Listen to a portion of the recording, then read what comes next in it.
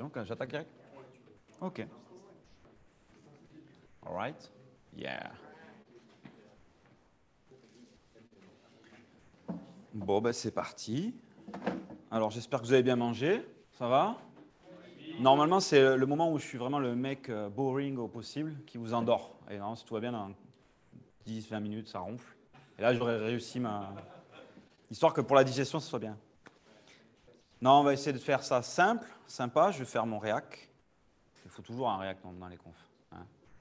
Et puis François, il n'était pas là pour faire un talk. Donc, du coup, quand il écoutera le replay, on pense à toi. Et donc, on va parler de cube. J'ai volontairement en plus utilisé ce terme-là pour faire quelque chose de kikoulol. Le principe, c'est qu'on a la track débutant et on va essayer de revoir l'histoire de l'Ops au milieu de tous ces devs. Comment il survit, comment il vit, qu'est-ce qu'il mange, quelles sont ses habitudes, ainsi de suite. Donc moi, je commence à être vieux, je commence à avoir de la barbe blanche, il paraît. On le dit. Et je ne suis pas seul à avoir la barbe blanche. Et du coup, au final, vous n'êtes pas beaucoup à avoir la barbe blanche, donc je vais essayer de partager mon expérience, c'est ce que j'aime le plus. Donc je viens du temps où on faisait de l'infra en point doc. Ça peut paraître lointain pour certains, ou d'autres toujours actuels, hélas. Je viens d'un petit hébergeur, montpelliérain, où on avait notre petite infra, avec nos petits serveurs, on faisait tout à la main, du vrai travail d'artisanat. Et maintenant, je travaille chez Red Hat, donc rien à voir, la devenue grosse boîte du logiciel libre. Donc Red Hat, c'est Red Hat Enterprise Linux, ça a commencé comme ça, de faire passer les gens à des vieux Unix qui coûtaient très cher à du Linux open source et à employer des gens pour faire du code open source, c'est-à-dire que les développeurs ils sont payés pour faire du code qu'ils publient direct dans la communauté, ce qui peut aussi paraître bizarre par rapport à beaucoup d'autres workloads. Mais donc le modèle économique, c'est tout simple, c'est les grosses sociétés. On travaille avec la plupart, vous prenez toutes les sociétés du CAC 40, du S&P 500, toutes les grosses sociétés en bourse, elles utilisent du Red Hat. Donc ces gens-là, de savoir qu'il y a un dev dans un garage qui a fait un super code qui marche super bien et que le business va tenir dessus, elles ont du mal. Elles préfèrent payer une souscription pour avoir du support, pour s'assurer qu'il y a quelqu'un qui va répondre aux problèmes, à la fois de licensing, à la fois de brevets. Parce que vous savez qu'aux États-Unis, les brevets, c'est toujours quelque chose d'exceptionnellement compliqué et que ça peut coûter très vite très cher si on utilise dans son business des brevets sur lesquels on n'a pas les droits, et du support en cas de problème. Donc moi, je fais des câlins à des clients en tant que je suis un support avancé, pour dire. Et donc, le retour dans le passé, on commence toujours comme ça. Au départ, il n'y avait rien. Et puis, en fonction de sa culture, il y a un dieu qui invente quelque chose ou qui invente tout. Le dieu, pour nous, on pourrait dire que c'est Linus Torvald, qui est parti en inventant le kernel, en se disant on fait des choses super avec Unix. Ça coûte toujours très cher et dans le milieu d'éducation, on aimerait bien pouvoir jouer. Donc, on ne va pas revenir jusque-là, rassurez-vous. Sinon, ça prendrait à peu près plus que l'après-midi, voire plusieurs jours. On va juste se focaliser sur la partie des ops, la vie des ops. Comment on faisait à l'époque pour mettre en prod des sites et pour que ça marche. Des sites, des applications, et ainsi de suite. Donc on avait pas mal de contraintes. On l'a vu juste avant avec le talk de Sebi, et ça va bien parce que ça fait vraiment le lien, où là, il arrive, il dit voilà, j'utilise Quarkus, telle version, je build mon application, je fabrique un conteneur, paf, c'est en prod. Ça, c'est ce que je pense que vous vivez au jour le jour. Mais à l'époque, ce n'était pas vraiment le cas. On n'était pas avec des microservices, on était avec des monolithes énormes, des applications de plusieurs centaines de mégas, et pour l'époque, c'était énorme. On avait donc des grosses machines pour faire tourner ces services-là, et avec des librairies toujours, évidemment, parce qu'on ne s'amuse pas à réécrire le code à zéro, c'est-à-dire qu'on ne compte pas les bits à bits, hein, on utilisait quand même des débuts de framework, des choses comme ça. Et donc, chaque machine devait avoir les librairies qui vont bien pour faire fonctionner l'application en question. Donc, il y avait des dépendances. Parce qu'évidemment, si la librairie n'est pas dans la bonne version ou que l'application évolue en espérant utiliser les fonctionnalités de la nouvelle librairie, ça ne colle plus. Et soit ça ne compile plus, soit ça ne se lance plus, soit ça ne marche pas. Et donc, on a notre prod qui est par terre. Donc, dans un cas, mon cas classique d'hébergeur montpelliérain, où principalement on hébergeait des sites web et des applications web aussi. Donc, il y avait un peu tout. Il y avait un peu du Java Tomcat, il y avait beaucoup de PHP, il y avait encore des petites pages HTML tout simple. Ben, quand on faisait une mise en prod, comment on faisait? Ben, le développeur il envoyait un mail, quelqu'un est dispo chez les ops pour faire une mise en prod. Bon, on se prenait rendez-vous. Et on disait alors, qu'est-ce qu'il faut faire? Alors, ouais, on va exporter la DB. Allez, on exporte la DB de la pré-prod. Voilà, j'ai fait mon fichier SQL. Qu'est-ce qu'il faut encore? Ah oui, les fichiers, tu as modifié des fichiers? Oui, modifier les fichiers. Donc, allez, je vais récupérer. Je vais faire un petit zip avec mes petites mains. Et je vais essayer de ne pas oublier des fichiers de ton répertoire de dev. Ok, est-ce qu'on est bon? Ah non, ça ne le prend pas, c'est le cache. Ah d'accord. Bon, allez, on a fait ce petit zip. Maintenant, on va tout pousser sur le serveur. Ah, mince, bon, ça rame. Il y a des gens qui connaissent, qui doivent être sur YouTube. Donc, on va attendre, on va aller prendre un café. Le temps qu'un FTP, on pousse le petit zip sur le serveur. On revient, le petit zip, il est là. Ouh, super. Alors, comment on va faire? Allez, je fais un fichier, un dossier back. Je sauvegarde la DB de prod pour voir si on n'a pas fait de conneries. On applique les patchs, on réimporte les fichiers. Ah oui, pense aux droits. Ah oui, il n'y a pas les bons droits. Ah oui, bon, je remets les droits. Tout. On est prêt là à faire le move? Ouais, vas-y, passe le site en maintenance. Pof, passe le site en maintenance, passe en prod. Et c'était... tout dépend de l'équipe de dev qu'on avait, ça pouvait être très souvent. Parce que potentiellement, 5 minutes après, il arrivait, ah, le client, il a testé, ça ne marche pas. Ouh là là, vite, qu'est-ce qu'on fait? Est-ce qu'on rollback? Est-ce que non, je te renvoie un truc? Ah, et je dois reprendre la DB. Oui, reprends la DB. Allez, refais le zip de la DB. Reprends le fichier qui a été corrigé. Renvoie tout. C'était vraiment artisanal, tout simplement. Et je ne veux pas dire que ce n'était pas une mauvaise période, mais c'était plutôt stressant, quoi. C'est-à-dire qu'après, le client au téléphone, le monitoring, des fois, c'était même le client. On ne parle pas de CI/CD, hein. Il n'y avait pas de CI/CD. Il y avait des tests. Le client, il avait fait le test sur la pré-prod, quand il y avait une pré-prod. Et donc, le client, il avait fait les tests. Et puis, il n'avait pas fait le test exactement comme la prod, parce que finalement, il n'y avait pas les infos de toute la DB. Il n'y avait pas tout ça. Donc, le test, il était au final partiel. Et donc, c'était la catastrophe. Donc, moi, à cette époque-là, je gérais au niveau Ops, la régie de pub de Météo France. Ça me paraît, ah ouais, d'accord, ok, la régie pub. Si Météo France, c'est un service d'État, un peu comme les trucs de l'armée, c'est un OIV, si je me rappelle bien comment on dit, un organisme vital d'État, d'intérêt vital, merci. Donc, ça veut dire que c'est vraiment, ça paraît anodin, mais en fait, c'est vraiment critique. Parce que c'est comme ça qu'on prévoit qu'il faut faire rentrer les gosses parce qu'il va y avoir de l'eau partout et qu'il y a un danger de mort. Et donc, si on ralentissait ce site-là, le client, il devait payer 10 000 balles par quart d'heure où le site était ralenti.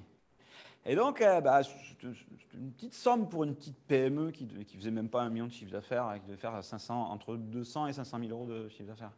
Donc, c'était vraiment énorme. Et on faisait bien au rabais, donc on avait une prod, un serveur principal qui tenait à peu près la charge et un serveur secondaire qui n'était pas du tout capable de tenir la charge, évidemment. C'était très agréable. Donc chaque fois qu'on regardait, on disait il va neiger, il va machin. On était obligé d'optimiser aux petits soins. Juste avant le journal de 20h et après le journal de 20h, quand les gens regardaient la télé, qu'est-ce qu'ils faisaient derrière? Ils allaient vérifier à Météo France. Donc là, les pics de serveurs, c'était monstrueux. Et on était devant, en live, en train d'optimiser la DB. Et, oh là là, il me faut un index de plus. Oh là là, oh là là. C'était très stressant. Ça, c'était le passé. Mais pas si lointain, parce que du coup, dans mes gros clients que je suis, là, il y en a un que je suis depuis un petit moment, on l'a pris il y a 2 ans, on a commencé à regarder comment il fait, comment il travaille, et je me suis rendu compte que c'est génial. Il y avait ce goût de l'artisanat chez eux, alors que c'est une grosse boîte cotée en bourse. Il y avait le goût de l'artisanat, du point doc, et mon client, il me dit, ouais, quand je teste un truc, une petite mise à jour mineure, ça me prend 2 semaines. Je dis, 2 semaines? Juste pour vérifier si ça s'installe. On ne parle pas de test fonctionnel. Et je dis, ouais, donc voilà, c'est un fait. Demain, quand vous serez dans les entreprises, vous allez retrouver cet artisanat. J'espère que vous verrez le goût de l'artisanat et que ça vous plaira. Donc, des opérations manuelles et des opérations longues. Et alors, moi, je suis plutôt feignant dans la vie. J'ai du mal à refaire plusieurs fois la même chose. Ça me fatigue vite. Eh bien, il y en a que non, ça leur va, ils aiment ça. Je peux comprendre, hein. Il y a un côté sécurisant, parce que je sais exactement que je vais faire les mêmes opérations tous les jours, et du coup, je sais exactement comment va se passer ma journée de demain.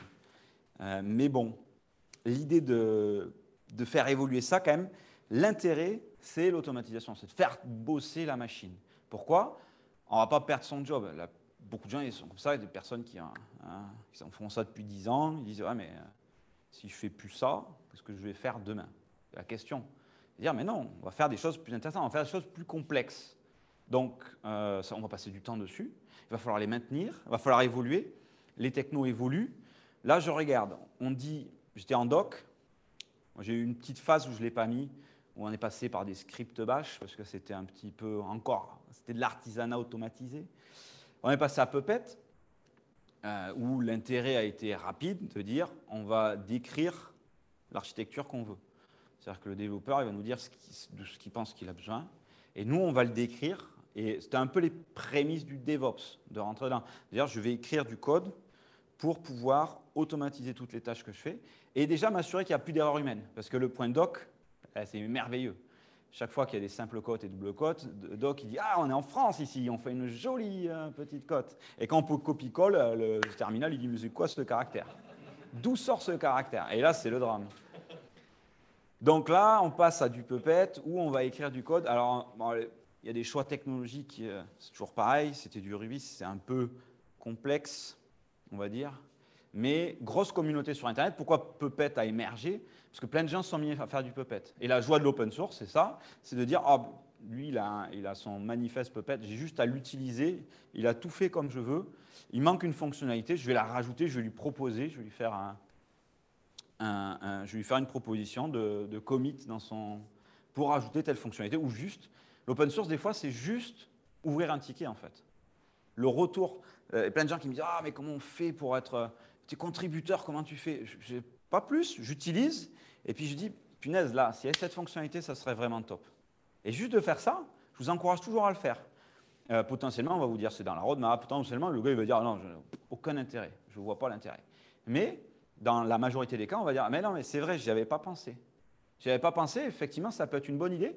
Et comme ça, on enrichit l'open source juste par rajoutant des idées. Et si vous n'avez pas la capacité de le coder, ben le codez pas de problème. Il y a quelqu'un qui va le prendre.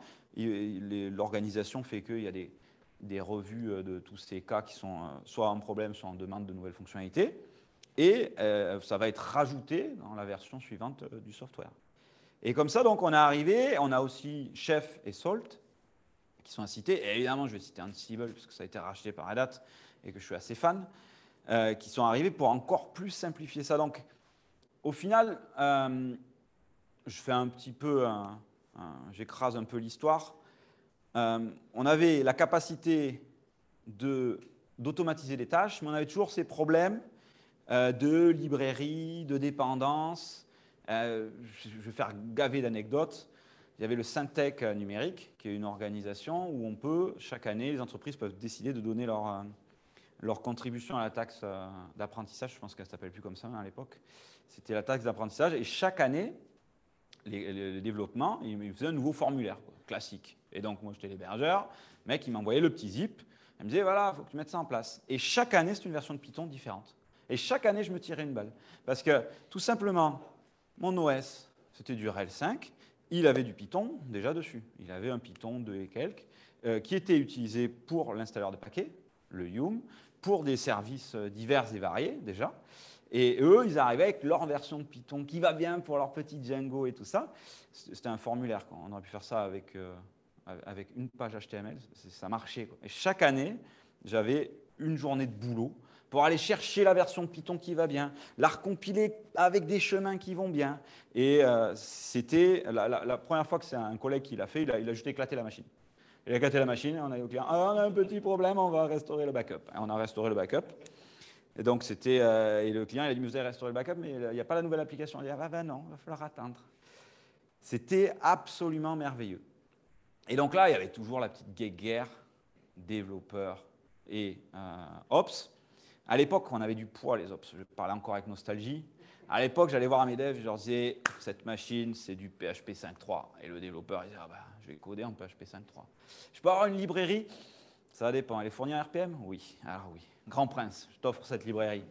Et là, pour ce truc-là, ah non, c'est encore du PHP 4. Tu te débrouilles. Il n'y a pas le choix. Et attention, cette machine, on va la mettre à jour. Il faut que le code il puisse tourner en PHP 5.2. Oh là là là là, mais il faut reprendre le code, mets-le en legacy, s'il te plaît, mets-le en legacy. C'était en permanence un mode comme ça. Mais donc, là, à l'époque, on avait quand même le pouvoir, parce que sans nous, ça ne tournait pas. Donc, on était capable d'imposer les choses. Et évidemment, à table, je me rappelle de trucs épiques. De toute façon, le serveur il va encore tomber. On voit bien que ça fait que tomber. Vous ne savez pas pourquoi ça ne tient pas. Et ouais, mais ton code il est pourri. Il y a des out of memory de partout. Est-ce que tu as compris comment ça marchait le heap dans Tomcat? C'était génial. Donc, il y a une première étape qui est arrivée, qui est la virtualisation. Donc, la virtualisation, l'idée, c'est que si la machine physiquement elle a un problème, on déplace la machine virtuelle et puis voilà, le service reprend. Et on peut planifier les maintenances sans dire au client bah, on va couper pendant 2 heures parce qu'il n'y a plus d'espace disque. Donc je vais aller au data center avec mes petits disques et puis je vais copier tout le truc et agrandir les disques et puis changer les disques dans la grappe RAID et ainsi de suite. C'était quand même changer. Voilà, aujourd'hui, il y a eu une démo au Red Hat Summit où il y a un Ansible, c'est Event Driven Ansible, vous pourrez trouver. Donc on couple ça au monitoring. Et donc la démo était assez simple, mais il détecte qu'il y a bientôt plus d'espace disque sur la machine. Ansible de lui-même va se connecter sur le cloud, va agrandir le disque. Une fois que c'est fait, il va se connecter dans la VM et faire l'agrandissement du disque pour qu'il n'y ait plus de problème, de façon automatique en quelques minutes. Moi, ça me prenait, en temps humain, pas tant que ça va me prendre une demi-journée, mais de dire, ah, il n'y a plus d'espace disque, ah, eh ben, il faut racheter les disques, d'aller commander des disques, d'aller prévoir une coupure, d'aller un soir dans le data center, j'ai passé des soirs en data center merveilleux, hein. C'est beau, il y a de la lumière, il y a le bruit des machines. On ne s'endort pas trop, hein, mais donc prendre une seconde machine, copier les disques, copier tout ça.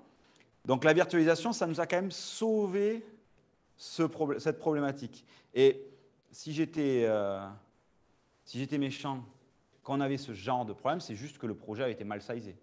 C'est qu'on avait demandé au client, qu'est-ce que vous allez faire tourner? Oh non, il n'y aura pas grand-chose, il n'y aura pas beaucoup. Mais 2 fois 120 gigas, ça va tourner. Et après, quand les 120 gigas ils étaient pris, ils disaient, mais là, il y a énormément d'images, là, et pas compressées, et plein. Ah bah oui, il y a plein d'images pas compressées. Bah oui, bah allez, on passe à 500 gigs. Et c'était ainsi que ça se passait. Donc, l'étape d'après, la machine virtuelle, je ne vais pas trop parler, mais au final, on avait toujours ces problèmes de dépendance. Un client qui avait une machine virtuelle, s'il avait toujours pareil, s'il avait codé en Python 2.9 et que la machine était en Python 2.7, on avait à peu près les mêmes problèmes. À ce moment-là, il y a un Français, gloire à Rémi Collet, qui est maintenant chez Red Hat, qui a commencé à dire non, non, mais on va faire tout ce qui est Python, PHP, tout ce qui est un petit peu framework comme ça ou version de Java. On va faire des versions qui seront où on aura des chemins dédiés et où la machine pourra avoir plusieurs versions en même temps. Donc, il y aura la version de la machine elle-même et plusieurs versions à côté. Et c'était une très, très bonne initiative. Ça a quand même commencé à nous simplifier la vie, même si on se retrouvait avec 50 versions de Python sur la même machine et des fois des applis qui partaient en vrille parce qu'elles n'appelaient pas le bon Python et du coup, ça ne marchait plus. Donc, le conteneur est arrivé. Le conteneur, il est arrivé dans le kernel et surtout, ce qui a pris, c'est Docker. Pourquoi Docker? Parce qu'on a une simplicité dans l'utilisation qui est fantastique. On l'a vu encore avec Sebi. En quelques lignes, on peut récupérer un conteneur qui existe déjà, avec une base d'OS qui existe déjà, mettre le framework dont on a besoin pour son code, ou voire mettre, comme tout à l'heure il l'a montré en native, un binaire directement, et se retrouver avec quelque chose qui va pouvoir travailler de façon indépendante. Et donc là, à partir de ce moment-là, ben, j'avais ma machine de mon client A, il avait sa première appli avec sa version de Python, sa seconde version de Java, sa troisième version de Java. Donc, il pouvait avoir du Whitefly d'un côté, du Tomcat de l'autre, et tout fonctionnait très bien. La machine, elle est indépendante, elle a ses petits paquets. On installait des machines toutes légères, juste avec les utilitaires. Et là, il y a quand même une amorce qui change, c'est que le développeur, on lui dit, bon voilà, en gros, c'était souvent la blague. C'était, ah, la prod, elle ne marche pas. Et le gars, il répondait, ça marche sur mon PC. Et ça, c'était le truc qui nous rendait dingue. Dire, viens, on prend ton PC, on va l'amener dans le data center, on va le brancher pour le fournir au client. Et c'était évidemment pas possible. Mais c'était la guerre perpétuelle là-dessus. De dire, ben non, mais il faut que ça marche pour le client au final. C'est quand même le but de notre activité. Et donc là, on a dit, en gros, on a donné les clés du camion. On en parlait tout à l'heure à table, c'était rigolo. C'est vrai qu'on a donné les clés du camion, on dit allez, ok, débrouille-toi, donne-moi un conteneur, et je suis sûr que le conteneur, s'il marche sur ton laptop, il va marcher en prod. Alors je suis sûr, c'est toujours pareil, le diable se cache dans le détail. C'est-à-dire qu'un conteneur qui marche sur mon laptop avec moi qui fais des F5, ça marche. Quand j'ai 1 million d'utilisateurs, ça ne marche plus. Et dire, ah ben mince, ça ne marche plus. Mais la légèreté du conteneur fait qu'on a pu rentrer dans ce qu'on appelle le CI/CD, l'automatisation, et avoir des tests at scale, comme on dit en bon français, des tests à l'échelle pour réussir d'avoir au moins une intuition sur le fait que ça va vraiment marcher en prod. C'est très rare, hein, les clients qui arrivent et qui vous disent « j'ai la pré-prod qui équivaut quasiment à la prod, je suis capable de tester aussi bien la prod que la pré-prod au même niveau d'utilisation ». C'est extrêmement rare, mais ça arrive. Là-dedans, le cloud aussi a aidé. C'est le fait qu'il ne faut plus acheter une machine à 10 000 euros. On peut juste utiliser le cloud à un instant T. On peut consommer une machine à 10 000 euros pour quelques heures. Et du coup, ça ne coûtera pas 10 000 euros, ça coûtera peu d'argent. Et évidemment, on n'oublie pas de tuer la machine une fois qu'on a fini. Anecdote, un client, il n'y a pas longtemps, il a regardé, il dit « mais je paye cher quand même ». Et puis là, on est allé voir ensemble, on a rigolé, on a dit « mais pourquoi il y a 1 million de… » Enfin, non, il y avait 150 machines dans lesquelles il y avait le mot test. 150 machines. Et en 2 clics, au début, il a juste éteint. Il a dit au cas où, on va voir si ça crie. Et puis je l'ai eu il n'y a pas longtemps, il m'a dit non, ça ne va pas crier. Donc il a fini par les détruire. Ces 150 machines avec test, ça équivalait à 10 000 euros par mois d'AWS. C'est merveilleux. Donc la guerre, elle a commencé à se tasser, mais on avait quand même du travail. Comment je prends ce conteneur et je le mets en production, et pour toujours l'idée de pouvoir en faire le moins possible. Et là, il y a eu les sauces secrètes, les gens qui font les choses dans leur coin, et du coup est arrivée une idée d'orchestration. Il faut que je puisse orchestrer. Les conteneurs, on dit que c'est petit. Jusqu'à présent, donc, dans l'idée, on a l'exemple de Leboncoin qui est sympa, où c'était un monolithe en C. Alors le truc était ultra efficace, écrit en C, vraiment efficace. Par contre, quand je fais une toute petit changement ici, il faut que je reteste toute mon application, parce que forcément, quand on est dans un monolithe, ça peut avoir des impacts de partout. Donc, plus ça avance, plus on a peur de toucher, et plus c'est dur de faire évoluer son application. Et si je veux changer juste, par exemple, la partie des commentaires, ou une partie précise, eh bien, ça nécessite quand même beaucoup de travail. Donc, on est parti sur un modèle où on va faire des petits conteneurs avec des petites fonctions, qui sont chacune indépendantes. Et pour ça, nous, les ops, on se retrouve avec plein de conteneurs. On avait une appli qui tournait, c'était à peu près facile. On faisait un playbook Ansible ou Puppet. Après, on a eu un conteneur qui contenait l'application, c'était facile. L'application machin ne répond plus. Bah, ok, je redémarre le conteneur. Ça remarche, c'est bon. Ok, fin de l'histoire. Et là, on se retrouve avec… alors, j'arrive avec mon application et il y a 25 conteneurs. Ah oui, ah d'accord. Donc 25 conteneurs, on se retrouve à, encore une fois, faire des choses potentiellement à la main. Donc on a orchestré d'ores et déjà. Et le seul orchestrateur qui a win the game, c'est Kubernetes. Là-dessus, il y a encore d'autres orchestrateurs, c'est presque un troll de dire ça, mais partout où vous irez, demain en entreprise, vous verrez du Kubernetes. Si vous avez des gens qui sont vraiment fous furieux et précis, il y a des gens qui ont fabriqué leurs propres orchestrateurs et qui marchent bien. Hein. C'est le cas de Clever, par exemple. On a chez HashiCorp Nomad qui a l'air de bien fonctionner aussi. Mais partout, on trouve du Kubernetes. Inventé par Google, repris par toute la communauté, avec base de conteneurs. On ne va pas rentrer dans le détail de Kubernetes, ce n'est pas l'idée. L'idée, c'est d'arriver à se dire, OK, soit, il faut juste que je m'y mette. Donc, comment on fait pour s'y mettre? Et on va se rapprocher du problème. On peut commencer à jouer facilement. On peut l'installer sur sa machine. On peut faire une petite VM sur sa machine pour jouer avec, ou avoir une VM quelque part et jouer avec. et commencer à utiliser des outils comme Minikube, K3S, Micro K8S ou Microshift. Donc là, en citant ces noms-là, je vous cite les principaux leaders du marché. Minikube étant Kubernetes lui-même qui le fait, K3S étant Rancher by SUSE, Micro K8S, c'est nos amis de chez Ubuntu, et Microshift, c'est Red Hat. Donc, quand je dis que c'est facile à y aller, c'est facile à y aller. Ça prend 3 lignes de code pour pouvoir commencer à faire du Kubernetes. C'est toujours bien de le faire tourner sur sa machine, faire tourner son conteneur sur sa machine, mais toujours pareil, quand on a une application où on a X conteneurs, c'est quasi impossible, c'est extrêmement compliqué. Donc avoir chez soi ou sur sa machine ou dans un endroit spécial pour pouvoir coder en direct, comme il faisait tout à l'heure. Sur Quarkus, vous pouvez développer en direct avec le mode dev, et il n'y a pas de débat, c'est en direct, c'est live, et c'est quand même très restreint. Si vous déployez votre propre Kubernetes sur votre machine, vous ne pouvez pas on-save, encore qu'on peut le faire avec OpenShift, mais on peut facilement redéployer en quelques secondes son application pour pouvoir voir les effets immédiats dans le contexte total. Donc un autre exemple avec K3S. Si dans votre entreprise, vous avez du Rancher qui tourne sur la production, vous pouvez déployer votre petit K3S et reproduire complètement l'infrastructure de votre entreprise dans une VM ou 2 VM, ou plus si besoin de scaler. L'idée étant que Kubernetes, c'est bien, mais après, on se retrouve confronté au même problème qu'au début. On se retrouve confronté avec des librairies, et ça devient la catastrophe. Donc là, j'incite un petit peu, l'image n'est pas de moi, mais je la trouve tellement représentative de la vérité. Il faut s'imaginer que Kubernetes, quand même, c'est aussi complexe qu'un système d'exploitation.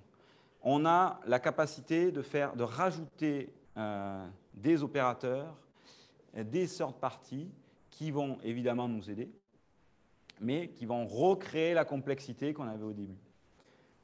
Donc moi, ma préconisation est qu'est-ce que font beaucoup de clients, plutôt que d'avoir un énorme Kubernetes où chaque projet va être à côté, chaque projet va arriver avec « Ah, moi je veux telle version d'Argo CD, ah ouais, mais non, mais moi j'ai telle version de Prometheus pour ma stack de login », c'est d'avoir des petits clusters, comme on l'a vu juste avant, ça prend quelques commandes pour lancer un cluster, et d'avoir pour chaque projet un cluster dédié. Et de pouvoir ainsi suivre ces librairies et ainsi pouvoir travailler sereinement. Et pouvoir vous faire la main. Vous, aujourd'hui, vous n'allez pas pouvoir arriver demain et dire aux entreprises, moi je suis expert Kubernetes, c'est évident. Mais le fait, toujours pareil, de l'open source, c'est qu'on peut tester les applications, les utiliser, et en fait, les utiliser, c'est apprendre. C'est se poser des questions. C'est je vais déployer mon projet là-dessus pour voir. Et je vais me retrouver confronté au même problème que toujours. Ah, mes ingress ne marchent pas. Ah, j'ai des problèmes de TLS. Et c'est comme ça qu'on apprend. Et c'est comme ça que demain, vous allez arriver face à des recruteurs et dire ben, oui, j'ai une expérience dessus. Je n'ai pas fait de la prod. Je n'ai pas maintenu des services opérationnels à un niveau de la NASA. Mais j'ai mon expérience et j'ai pu me la faire. Et regardez, voilà, mon site web perso, il tourne sur Kubernetes. Vous pouvez regarder les headers, vous allez voir qu'il y a les HAProxy devant, ou les NGINX, ou les trafics, peu importe. Donc la vraie question qui se pose, c'est est-ce que je vais faire ça chez AWS, Azure, peu importe, ou GCP, ou est-ce que je le fais chez moi? Là-dessus, moi, j'ai un vrai parti pris de l'artisanat. C'est mon retour à l'artisanat de je fais mon petit truc. Je fais mon petit truc chez moi, je le déploie chez moi, je le maintiens chez moi, j'ai la main de A à Z. Parce que déjà, le cloud public, ça coûte cher. Il n'y a pas de magie, ça coûte extrêmement cher. Par contre, on n'a pas à gérer les problèmes de hardware, par exemple. Et je n'ai pas à acheter du hardware. Donc j'ai une anecdote, encore une fois, sur un fabricant d'avions. Comment ils sont passés à Kubernetes? Il y avait l'équipe qui gérait les data centers et les mises en prod. Ils avaient quand même bien automatisé, mais globalement, une mise en prod, ça prenait quand même une semaine.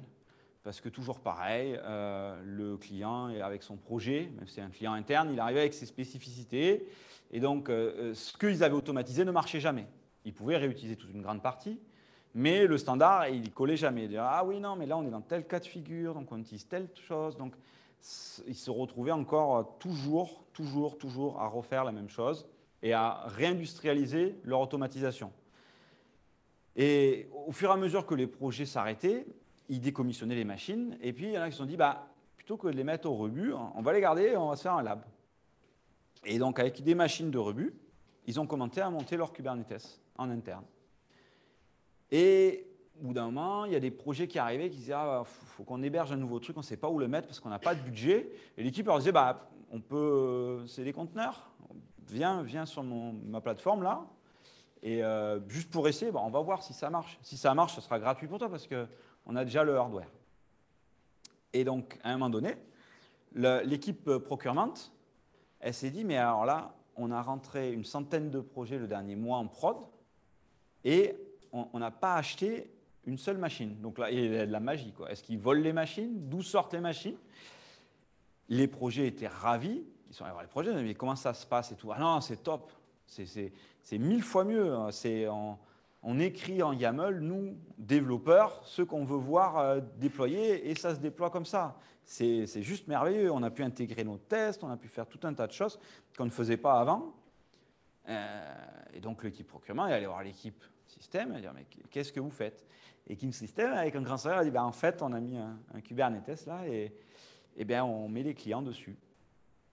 Donc quelque chose d'anecdotique, de vieilles machines qui étaient décommissionnées, c'est comme ça qu'ils ont réussi à changer la culture d'entreprise sur le méthode de déploiement où ils étaient plus ou moins encore avec du doc, même s'il y avait des Dockerfiles, c'était encore du doc à la main.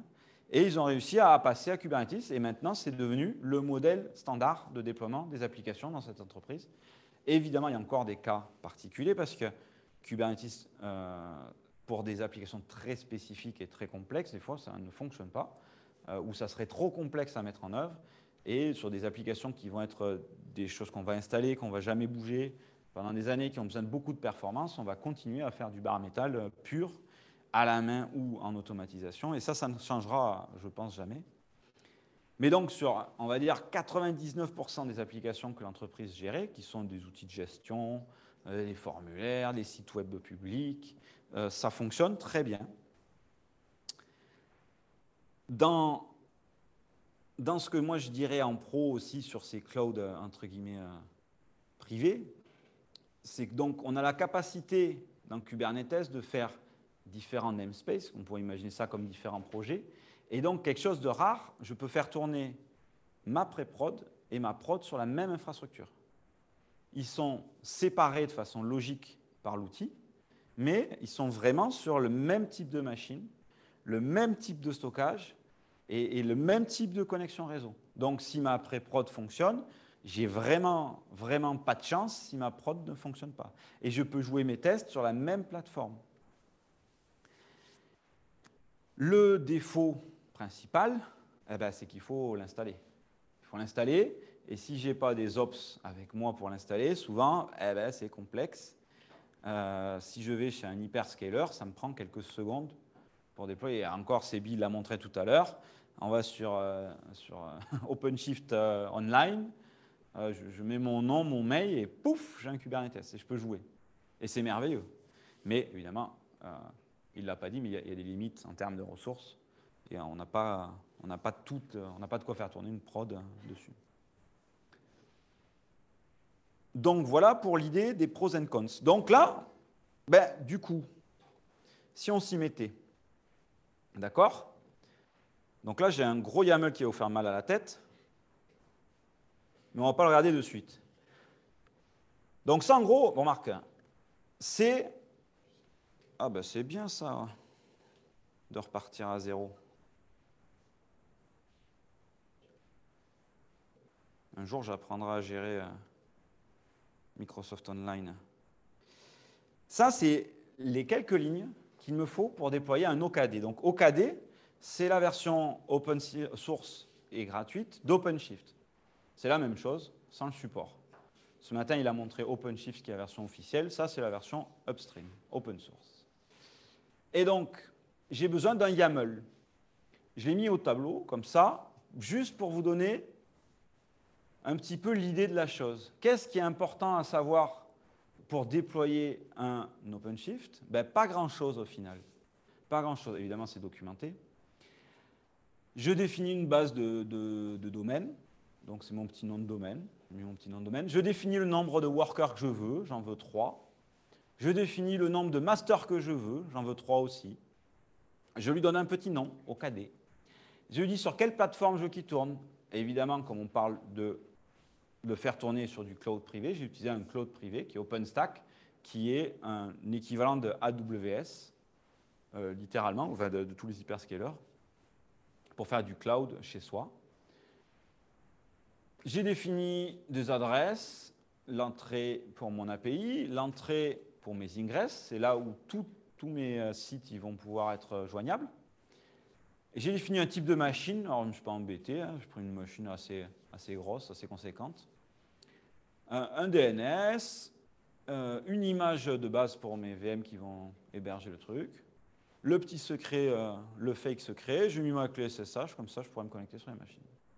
Et là, à partir du moment où je vais lancer une commande avec ceci, il me reste à rajouter un fichier .config OpenStack Cloud YAML dans lequel je mets les identifiants pour me connecter au cloud, parce qu'il faut tout de même quand même se connecter au cloud pour créer les VM, et il va me créer mes VM tout seul. Alors, je ne vais pas le faire en live parce que ça prend environ 1 heure, c'est assez long. Mais la magie, c'est qu'on va avoir une première machine qui va se bootstrapper avec un cube, qui va générer les secrets, qui va générer tout ce qu'on a besoin pour déployer le cube, qui va démarrer d'autres VM en leur donnant au démarrage toutes les actions à faire pour se lancer. Donc, je vais me connecter à mon petit cloud.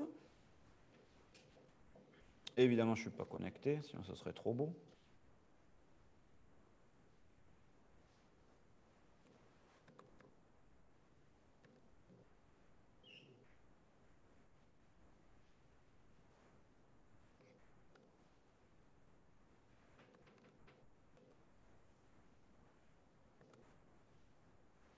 Tac.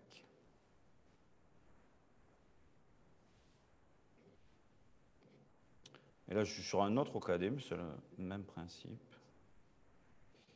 Alors, hop, c'est de regarder. Et là, j'en ai même 2 qui tournent. Donc, au final, OpenStack, c'est ni plus ni moins qu'un AWS chez soi. Donc, on va avoir tout un tas de VM qui vont tourner,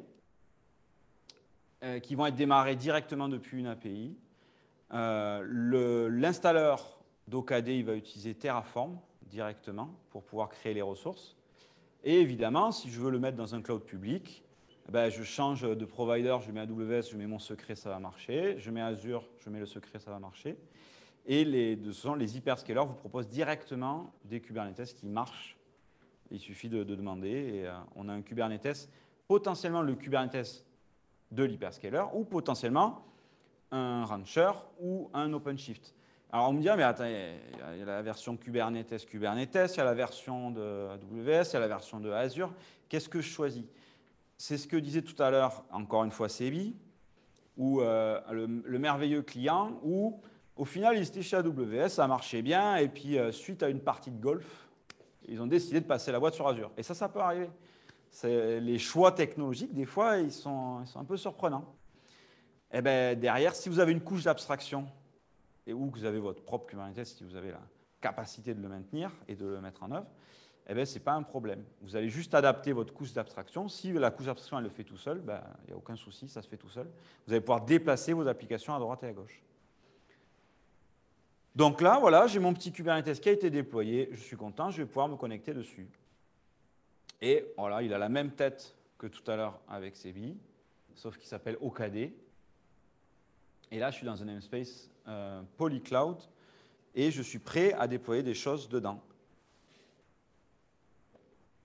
Donc l'avantage, encore une fois, de le déployer chez soi, donc là, j'ai cité tout ce qui était cloud, mais on peut aussi installer des machines virtuelles dans ce que vous avez chez vous, dans un Proxmox, dans un VMware, dans un Nutanix, dans tout ce que vous avez, pour pouvoir faire son propre Kubernetes privé. Et ça ne va pas être plus compliqué que ce que vous avez vu. La seule distinction, ça va être que quand vous allez définir le provider, il va falloir lui donner les bonnes clés d'accès. Ce qui peut être compliqué dans certaines entreprises, parce qu'il y a une équipe qui s'occupe de la virtualisation et qui ne veut surtout pas qu'on touche à son petit bébé, et l'autre équipe qui voudrait faire du Kubernetes dessus, voudrait avoir accès en écriture dans le vCenter, et l'autre équipe ne veut pas. C'est encore il reste quand même des problèmes humains. On n'a pas tout résolu. Néanmoins, ce qui est indéniable, c'est que c'est les développeurs qui ont gagné. C'est fini le moment où les ops arrivaient et disaient c'est telle version. Maintenant, le développeur, il lui dit non, non, j'ai un guide qui est là. J'ai un guide qui est là. Si le développeur est sympa, il dit j'ai un conteneur qui est là. Mais souvent, très souvent, c'est juste j'ai un guide qui est là. Donc, ben, qu'est-ce qu'on en fait? Là, comme ça, c'est joli, mais j'ai rien qui tourne. Donc, on va essayer de voir différentes façons. Une qui marche, que j'ai testée avant de venir ce matin, pour être sûr d'avoir quelque chose qui marche, et une qu'on va essayer en mode à la volée. Est-ce que je peux lui demander de présenter à partir de là? Je ne suis pas sûr. Hein. Ah ouais. Et non.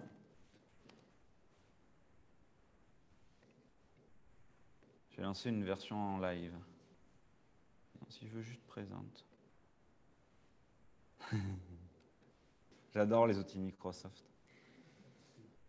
Pourtant, Microsoft love Linux, hein, mais Linux love pas toujours Microsoft. Donc, déploie ton code.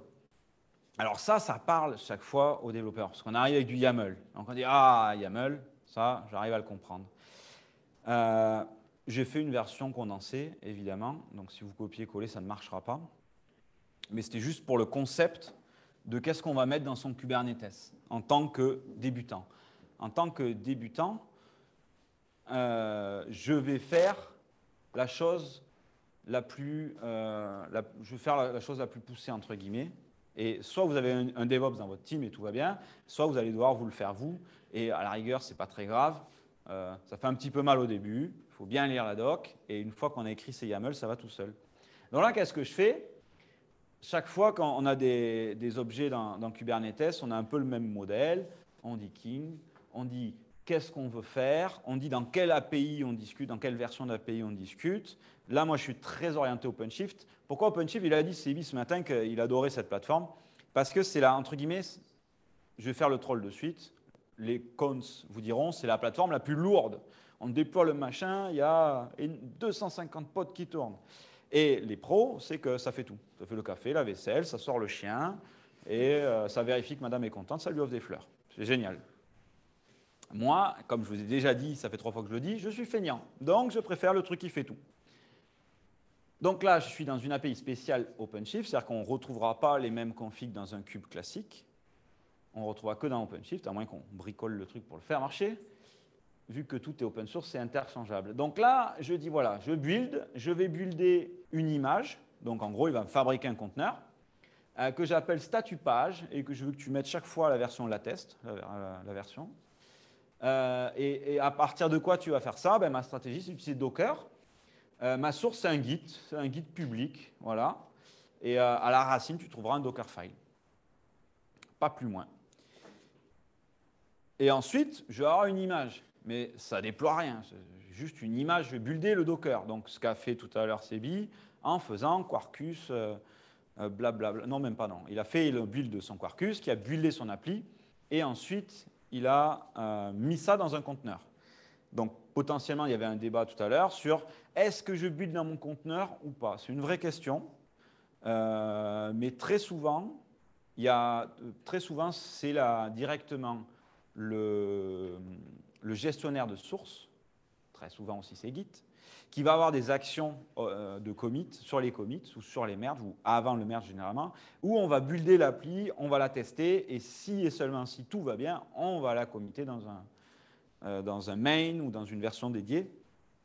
Donc à ce moment-là, on peut très bien, une fois qu'on l'a poussée et qu'elle est bonne, la pousser dans une registry. C'est aussi possible. Mais on peut aussi faire l'inverse, ou dire, ben non, moi, au build, je veux que ça build tout. Et évidemment, si ça ne passe pas, on s'arrête, on garde la version qui marche, ainsi de suite. Et Kubernetes va être capable de faire ça nativement. Derrière, je vais faire un deployment config. C'est pareil, ce n'est pas un deployment, c'est un deployment config pour avoir des petits trucs de feignant de plus pour dire, eh ben, je veux que tu trigues, que si j'ai une nouvelle image, eh ben, tu me la redéploies tout seul. Et où est-ce que je vais chercher mon image? Ben, sur ma registry locale. Vu que je l'ai buildé juste avant, je veux juste que tu me la pousses.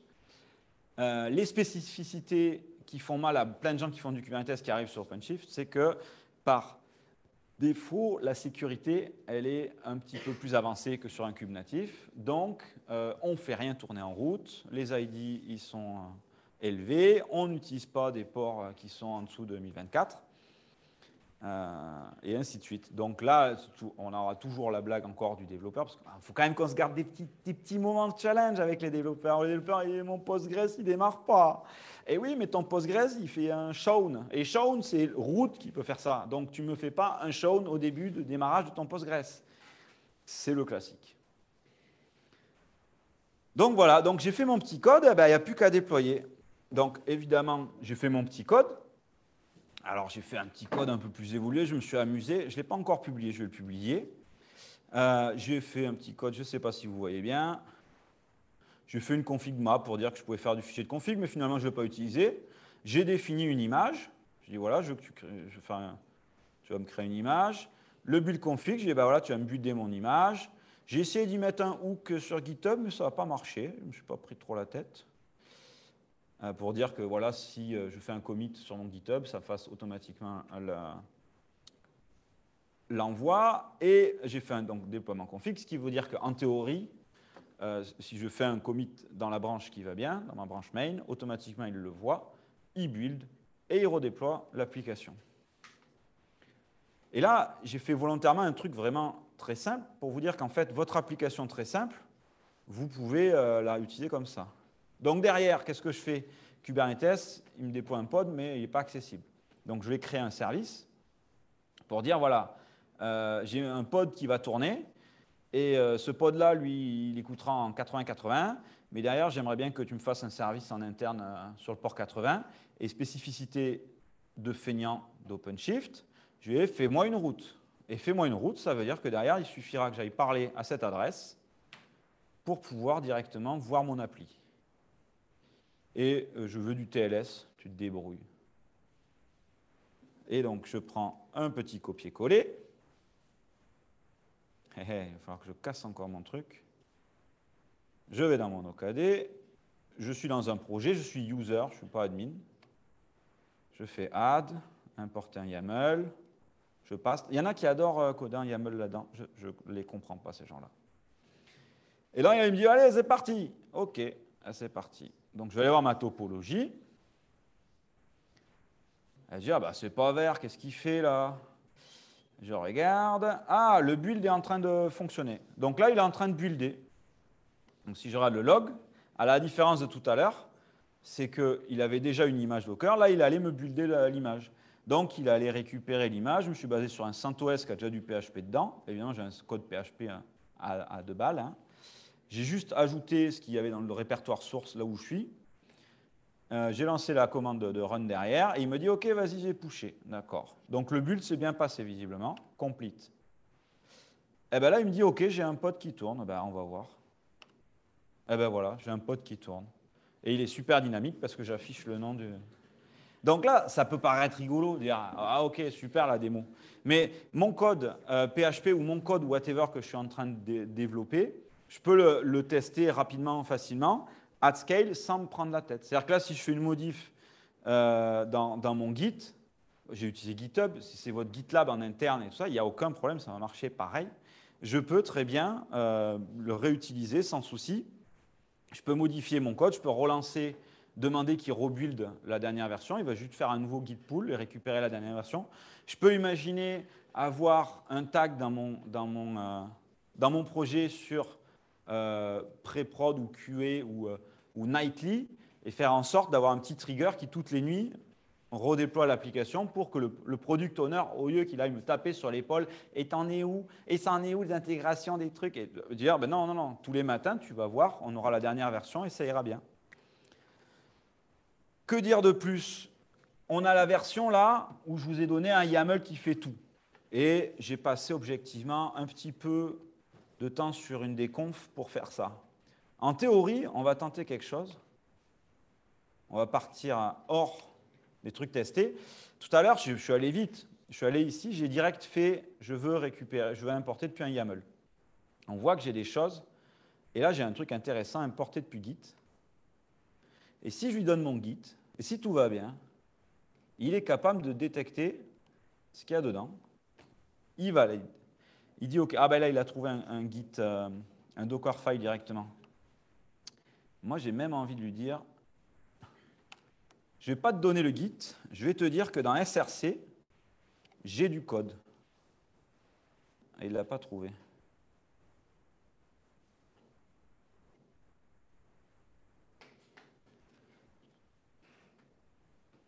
Et j'aurais dû le préparer. Je vais partir sur du PHP. C'est une image PHP. Donc là, il me dit, voilà, tout ce que tu peux utiliser. Je vais utiliser le 8. J'ai du code PHP qui est tellement générique. Et je dois lui donner, par contre, le chemin où il y a mon PHP.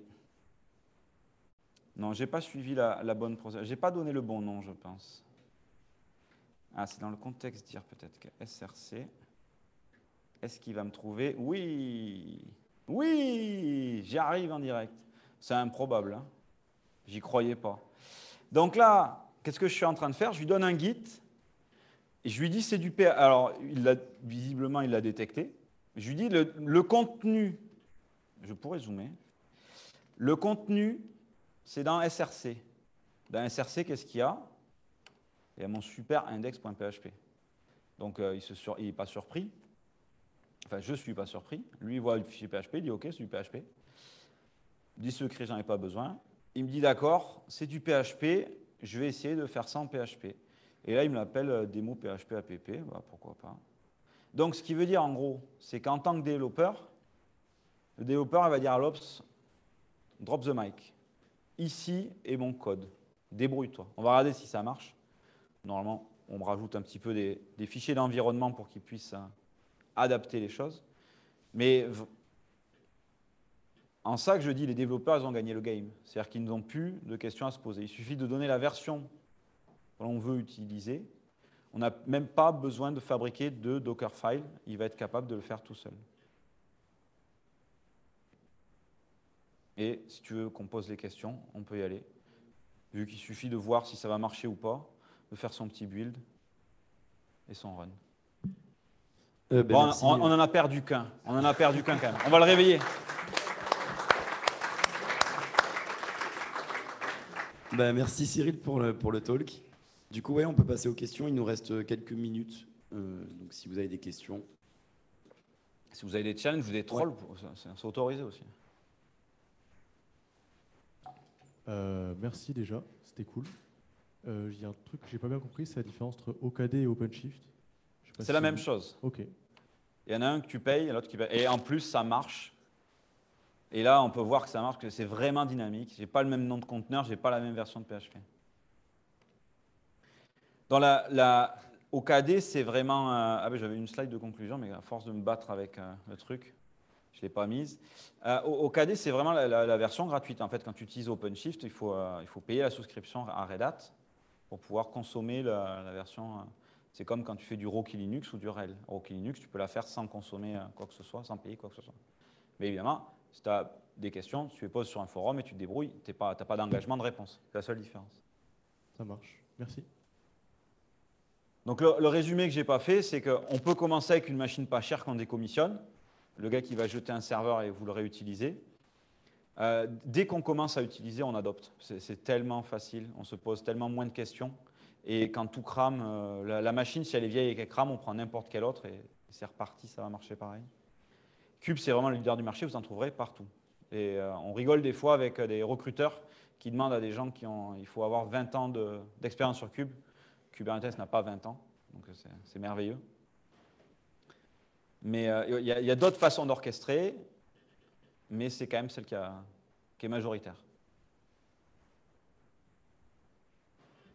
Est-ce qu'on a d'autres questions du coup? On a un challenger devant. Moi j'ai une question, avec, parce que je me pose un petit peu intéressé à ça comme développeur, quoi, et comment est-ce qu'on peut jouer avec Argo CD ou pas? Absolument. Est-ce que c'est concurrent parce que tu savais un peu C'est pas du tout concurrent d'Argo CD, c'est souvent complémentaire. Quand tu fais du GitOps, en fait, ton Argo CD, c'est lui qui va piloter ton OpenShift. Tu vas être capable de faire ça. Donc, il y a des gens qui utilisent ça. On a une version, Red Hat a sorti Advanced Cluster Management, qui est l'idée tu as plusieurs cubes dans ta boîte et tu veux une même norme pour l'utilisation, par exemple, de sécurité, de règles et tout ça. Et derrière, ça utilise Argo CD. L'idée, c'est que même quand on déploie beaucoup, il y a même des gens qui automatisent même la configuration du Kubernetes pour être dans le cadre de ton entreprise. Donc Argo CD, il est, on pourrait dire que sur certaines parties, les deux font la même chose, mais en fait, tu es agnostique, tu peux faire un peu ce que tu veux, tu peux utiliser de l'Argo CD, du Tecton, on est libre. Un des avantages que je trouve formidable, moi, c'est les opérateurs. Et là, j'en ai aucun, c'est un effet démo raté. Les opérateurs, c'est ce qui va nous permettre de rajouter des services.